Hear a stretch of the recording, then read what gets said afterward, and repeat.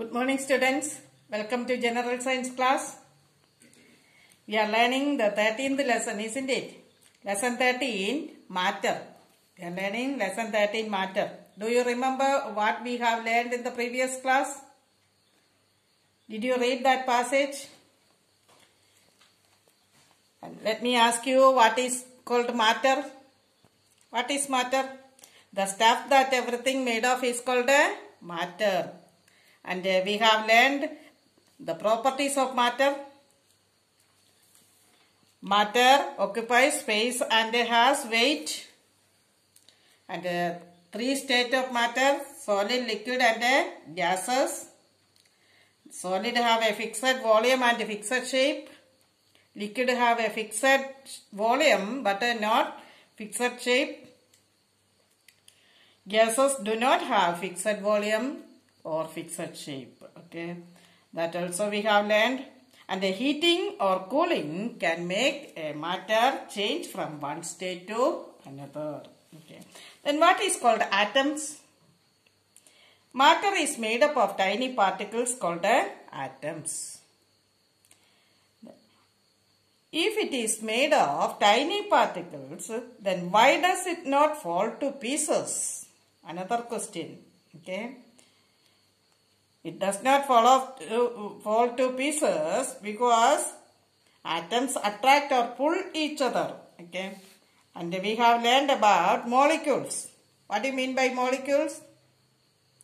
Two or more atoms joined together to form a molecule. Okay. That also we have learned. And today let's see elements and compound. Let's study elements and compounds. What do you mean by elements? Let's see. Okay. Substances that are formed by only one kind of atoms are called elements. Substances that are formed by only one kind of atoms are called elements. That means elements contain the same kind of atoms. Okay. Elements contain the same kind of atoms. In some elements, such as iron, copper and tin, the atoms do not join together. Okay. Each atom is on its own. Though they all are packed very tightly. They are packed tightly. Okay. This is the carbon. Okay. Carbon atom. Okay. And here this is copper. Okay. These are and all packed tightly. Okay. Packed tightly. Here this is aluminium. Okay. All these are packed tightly. In gaseous elements such as oxygen, nitrogen and hydrogen, two or more atoms joined together to form a molecule. We have learned the example oxygen.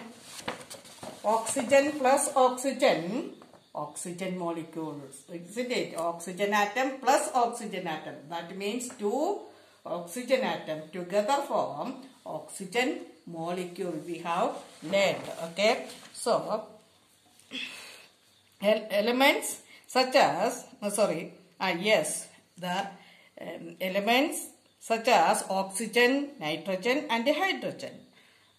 The two or more atoms join together to form molecules. Okay. Elements are of two kinds. Elements are of two kinds. Okay. Metals and non-metals. You have learned the example for metals. Iron, copper, aluminium, tin and all common metals we find around. Okay. Oxygen, hydrogen and nitrogen and all the non-metals found in the air. And carbon, sulfur and phosphorus and all we have learned, isn't it? They all are non-metals. Okay. Then what is compound? Let's see what is compound. Many common substances have molecules made up of different kinds of atoms. Okay. For example, water and carbon dioxide. Water and carbon dioxide are two examples for such kind of substances. Okay.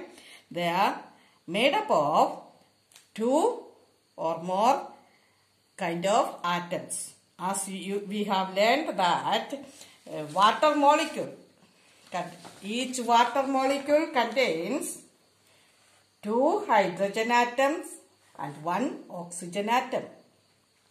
And each carbon dioxide molecule contains two oxygen atoms and one carbon atom. We have learned, isn't it? Okay, they are compound. Okay, that means substances that are made up of molecules containing different kinds of atoms are called compounds. Okay, once again, substances that are made up of molecules containing different kinds of atoms are called compounds. So you learn up to here.